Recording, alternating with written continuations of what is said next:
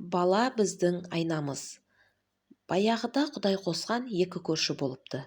Екеуі де бір ауылдан шыққан, жас аралықтары да шамалас замандастар екен. Балалар да бір мектепке барып, үйдің алдындағы кішкентай аулада бірге ойнайтын көрінеді. Бірақ әлгі көршілердің біреуі баласына үнемі: «Балам, велосипедіңді ешкімге бермей өзің ойна, олар бекерге сындырып тастайды. Балам, мынаны ешкімге көрсетпей жеп ал. Балам, оларға есеп шығарып берме, шаршап қаласың. Түскі асыңды өзің же, қарның ашып қалады. Олар өздері алып келіп жесін. Ойыншықтарыңды ешкімге берме, ертең таппай қаласың», деп отырады екен.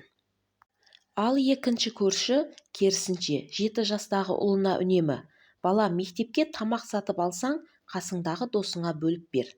Кішкентай болса да жесін, саған қарап қызығып қалмасын. Велосипедіңді кезектесіп тебіңдер, ол саған қарап тұра ма, обал ғой. Ойыншықтарыңды өзің ғана ойнай бермей, анда-санда қасыңдағыларға да беріп тұр. Түскі ас алар кезде достарыңның ақшасы жетпей қалса, сен бере сал», дейді екен. Сөйтіп, не керек, әлгі екі көршінің балалары ер жетіп, өз қолдары өз ауыздарына жететін жасқа келеді. Екеуі де оқу бітіріп, бір-бір әулетке еге болады, қызметке тұрады.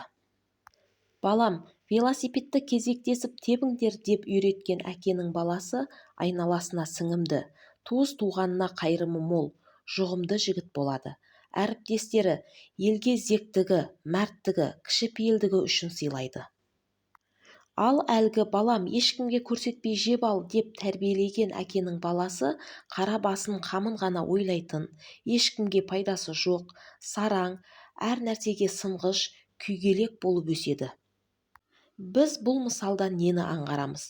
Бала біздің айнамыз, біреудің бүгінгі бейнесі, кешегі үйіндегі тәрбиенің жемісі. Біз қоғамды өзіміз жасаймыз. Сондықтан болашағының баянды болуын қалаған ел ұрпағының ұлағатты болуына мүдделі болуы керек.